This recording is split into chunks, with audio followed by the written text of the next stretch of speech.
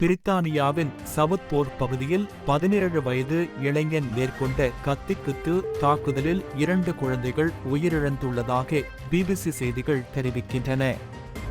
இந்த சம்பவத்தில் 9 பேர் காயமடைந்துள்ளதுடன் 6 பேர் ஆபத்தான நிலையில் சிகிச்சை பெற்று வருவதாக கூறப்பட்டுள்ளது.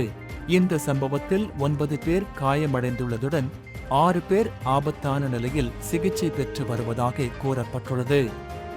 கத்திக்குத்தினை மேற்கொண்ட 17 வயதுடைய இளைஞன் கைது செய்யப்பட்டுள்ளதாக அந்த செய்தியில் மேலும் தெரிவிக்கப்பட்டுள்ளது. இந்தியா, கேரளாவில் மண்சரிவில் சிக்கி இதுவரை 41 பேர் உயிரிழந்துள்ளனர். கடந்த சில நாட்களாக தொடர்ந்து பெய்து வந்த கனமழை காரணமாக இன்று அதிகாலை 2 மணியளவில் மண்சரிவு ஏற்பட்டுள்ளது. இதனையடுத்து அதிகாலை 4:30 மணியளவில் மீண்டும் மண்சரிவு ஏற்பட்டது.